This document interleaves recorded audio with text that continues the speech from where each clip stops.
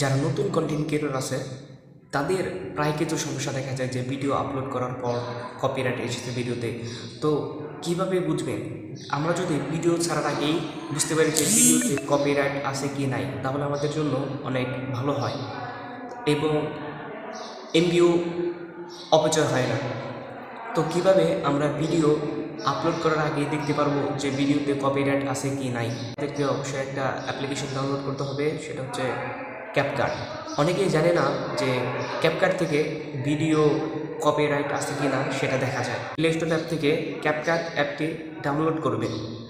আর যাদের old version CapCut প্রয়োজন তারা কমেন্ট বক্সে জানান, আমি ভিডিও দিয়ে দিব যে কীভাবে আপনারা ওল্ড ভার্সন ক্যাপকাট ডাউনলোড করতে পারবেন।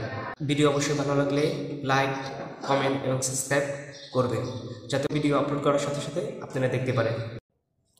প্রথমেই আমরা ক্যাপকাট অ্যাপ্লিকেশনে প্রবেশ করছি, দেন নিউ প্রজেক্টে টাচ করব, দেন ভিডিও সিলেক্ট করব, তারপর আমরা ভিডিওটা একটু টানবো, টেনে অতিরিক্ত অংশ কেটে দেব।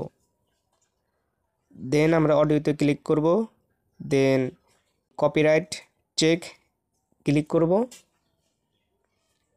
দেখুন কুড নট রান কপিরাইট, অর্থাৎ ভিডিওতে কোনো কপিরাইট নাই।